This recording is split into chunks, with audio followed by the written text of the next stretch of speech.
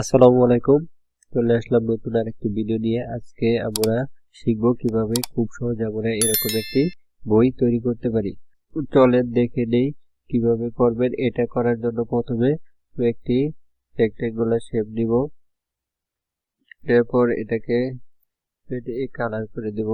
দেন এটাকে কপি করব, এডিট থেকে কপি, আবার এডিট থেকে পেস্ট ইন ফন্ট করে দেব। তারপর এটাকে যে ফ্রি ট্রান্সফর্ম টুল দিয়ে এখানে ধরে এভাবে এটাকে উপরে উঠিয়ে দিব।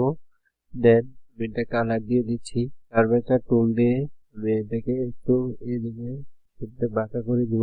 দেন এটা সিলেক্ট করে ব্লেন্ড টুল দিয়ে আমি এখানে একটা ক্লিক করব, এখানে একটা ক্লিক করব। তারপর আবার ডাবল ক্লিক করে এখানে আমি 5 করে দিব। দেন ওকে করার পর এইটাকে আমি ডিরেক্ট সিলেকশন টুল দিয়ে ধরে এটা আমি কালার করে দিব। দেন এই দুটোকে সিলেক্ট করে রাইট বাটন ক্লিক করব। তারপর ট্রান্সফর্ম থেকে রিফ্লেক্ট করে কপি করে দিব, এটাকে ধরে এখানে দিয়ে দিব। দেন দেখেন খুব সহজে একটি বই তৈরি হয়ে গেল। এই ছিল আজকের ভিডিওতে। আশা করি ভিডিওটি ভালো লেগেছে। যদি ভিডিওটি ভালো লাগে অবশ্যই লাইক করবেন এবং কমেন্ট করে মতামত জানাবেন। দেখা হবে অন্য একটি গুরুত্বপূর্ণ ভিডিওতে। সে পর্যন্ত আমার সাথেই থাকুন। সবাইকে ধন্যবাদ। আসসালামু আলাইকুম।